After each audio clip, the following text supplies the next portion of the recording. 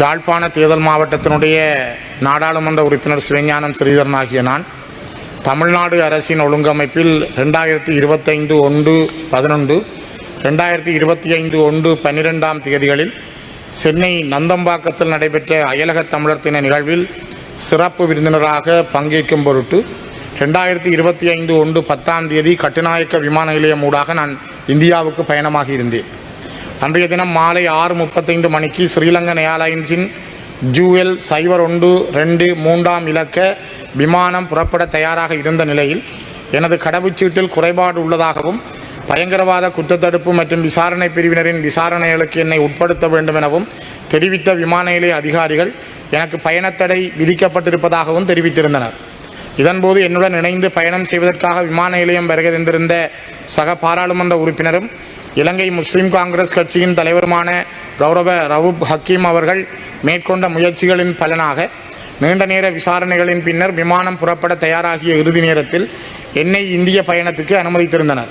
எனினும் 2025/1/13 நான் இந்தியாவிலிருந்து மீளவும் நாடு திரும்பிய போது குறித்த பயணத்தடை தொடர்பில் சம்பந்தப்பட்ட அதிகாரிகளிடம் வினவிய போது அவ்வாறான பயணத்தடைகள் எவையும் என் மீது விதிக்கப்படவில்லை என தெரிவித்திருந்தனர். நீதிமன்ற கட்டளைகள் ஏதுமின்றி கௌரவ சபாநாயகராகிய தங்களின் ஆலோசனை எதுவுமின்றி எனக்கு பயணத்தடை உள்ளதென குடிவரவு குடியளவு அதிகாரிகளால் தெரிவிக்கப்பட்டமை திட்டமிட்ட வகையிலான சிறப்புரிமை மீறல் என்றே நான் கருதுகிறேன். மக்களால் தெரிவு செய்யப்பட்ட ஒரு பாராளுமன்ற உறுப்பினராக எனக்கு இருக்கும் அடிப்படை சிறப்புரிமையை மீறும் வகையில் மேற்கொள்ளப்பட்ட மேற்படி விசாரணைகளின் பின்னணி குறித்து பாராளுமன்றத்தில் நான் கேள்வி எழுப்புவதோடு மிக முக்கியமாக இன்னுமொரு விடயத்தை நான் இந்த இடத்திலே பதிவு செய்ய விரும்புகிறேன். நேற்று 2 நாட்களுக்கு முதல் யாழ்ப்பாணத்திலே ஒரு தனியாருடைய ஊடகத்துக்கு பேட்டியளித்த முன்னாள் நாடாளுமன்ற உறுப்பினர் சுமந்திரன் அவர்கள் குறிப்பிட்டிருக்கிறார்கள், ஸ்ரீதரன் அவர்களை அவர் ஒரு தடை செய்யப்பட்ட கனடாவில் இருந்து வருகின்ற ஒரு அமைப்போடு பேச அவர் முனைந்ததாகவும் அதற்காகத்தான் அவர் சென்னை செல்ல இருந்ததாகவும் அந்த காரணத்தின் அடிப்படையில் தான் அவர் தடுக்க ஏர்போர்ட்டிலே முயற்சி செய்தார்கள் விமான நிலையத்தில் என்ற செவியை வழங்கியிருந்தார். இது தொடர்பாக அவர் தனக்கு ஸ்ரீதரன் தெரிவிக்கவில்லை என்றும், ஆனால் நான் அவரை சென்னையிலே கண்டபொழுது கௌரவ சுமந்திரன் அவர்களும் கூட இதை பற்றி என்னிடம் எதுவும் கேட்கவில்லை. ஆனால் சுமந்திரன் அவர்களை நீங்கள் இதை விசாரித்தால் அவர் சொன்னார், ஊடகங்களிலே வந்திருந்ததை நான் பார்த்திருந்தேன், ஊகத்தின் அடிப்படையில் ஸ்ரீதரனை சில வேளைகளில் அவர்கள் மறைத்திருக்கலாம் என்று. ஆகவே நீங்கள் சுமந்திரனை விசாரித்தால் எந்தெந்த ஊடகங்களில் இந்த செய்தி வந்திருக்கிறது என்று அறிந்து அந்த பிரதான ஊடகங்களினுடைய பிரதானிகளை விசாரிப்பதன் மூலம் நான் நினைக்கிறேன் இதற்கு உண்மையை கண்டறிய முடியும் என்று நான் நம்புகிறேன். ஆகவே இது எனக்கு எதிராக செய்யப்பட்ட மிகப்பெரிய ஒரு சதியாக நான் கருதுகிறேன். நான் பாராளுமன்றத்தினுடைய புரோட்டோகால் அனுமதி பெற்று விஐபி, அதாவது பாராளுமன்ற உறுப்பினர்கள் சென்ற பாதையினூடாக சென்ற அந்த பயணச்சீட்டையும் சபாபீடத்துக்கு சமர்ப்பிக்கிறேன். அதனை விட வடக்கு மாகாண சபையில் தமிழ் தேசிய கூட்டமைப்பினுடைய ஒரு உறுப்பினராக இருந்த அஜூப் அஸ்மின் அவர் அன்றைய தினம் 10 தன்னுடைய முகநூலிலே ஒரு செய்தியை கௌரவ பிரதி சபாநாயகர்களை வெளியிட்டிருக்கிறார். கடந்த நாட்களில் எந்த ஒரு பாராளுமன்ற உறுப்பினருக்கும் விமான நிலையத்தில் எவ்வித இடையூறுகளும் எவராலும் ஏற்படுத்தப்படவில்லை, அவ்வாறு பரப்பப்படுகின்ற செய்திகளில் உண்மைகள் எதுவும் இல்லை, விமான நிலைய உயரதிகாரி இவ்வாறு ஒரு செய்தியை வெளியிட்டிருக்கிறார். இதிலே நான் இந்தியாவில் இருக்கின்ற பிரபல அரசியல் தலைவர்கள் ஒருவரான செந்தமிழன் சீமான் அவர்களோடு நின்ற ஒரு படத்தோடு வருகின்ற அந்த படத்தையும் தன்னுடைய முகநூலில் இட்டு எனக்கு எதிராக இந்த செய்தியை அவர் பரப்பியிருக்கிறார். அஸ்மின் அவர்களும் சுமந்திரன் அவர்களும் நெருங்கிய நண்பர்கள்.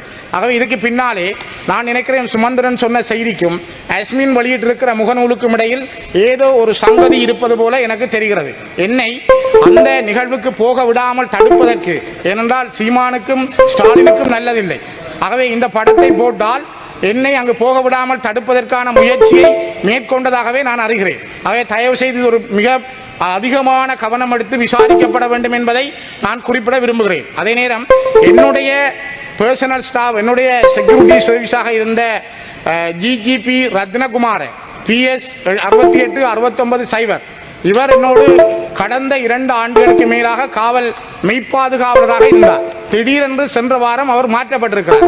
இது தொடர்பாக நான் கடந்த 2025/1/8 புதன்கிழமை நேரடியாக காலை 9:30 மணிக்கு ஒடிஸ்மா அதிபரிடம் கடிதம் வழங்கியிருந்தேன். அந்த கடித பிரதியையும் நான் சபாபீடத்துக்கு சமர்ப்பிக்கிறேன். ஆனால் இதுவரை அவர் எனக்கு நியமிக்கப்படவில்லை. அதே நேரம் இந்த அஸ்மின் அவர்கள் போட்ட முகநூல் பதிவையும் நான் உங்களிடம் சமர்ப்பிக்கிறேன். ஆகவே கௌரவ பிரதி சபாநாயகர் அவர்களே, நான் சுமந்திரன் அவர்களுடைய அந்த நேர்முகத்துக்கான நிழல் திரட்டி பென்ட்ராய் அதையும் நான் உங்களிடம் கையளிக்கிறேன். தயவு செய்து எனக்கு ஒரு நீதி வேண்டும். நான் சர்வதேச பாராளுமன்றத்திடமும் Amnesty International, Human Rights Watch இவர்களிடமும் இந்த வினயத்தை, இந்த கோரிக்கைகளை முன்வைக்கிறேன். நான் நினைக்கிறேன் பாராளுமன்றத்தால் எனக்கு நீதி கிடைக்கும் என்று. இது என் மீது புனையப்பட்டிருக்கின்ற மிகப்பெரிய மோசடி.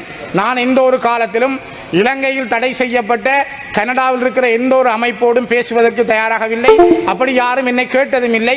அந்த முயற்சிகள் எதுவும் மேற்கொள்ளப்படவும் இல்லை. அரசாங்கத்தினுடைய பேச்சாளர் போல அல்லது அரச புலனாய்வுத்துறையின் பேச்சாளர் போல ஊகத்தின் அடிப்படையில் ஊடகங்களில் வந்தது என்று சுமந்திரன் குறிப்பிட்டிருப்பது மிக பாரதூரமானது. நேரடியாகவே நான் நினைக்கிறேன் கௌரவ ஹக்கீம் அவர்களும் அந்த இடத்தில் இருந்தார்.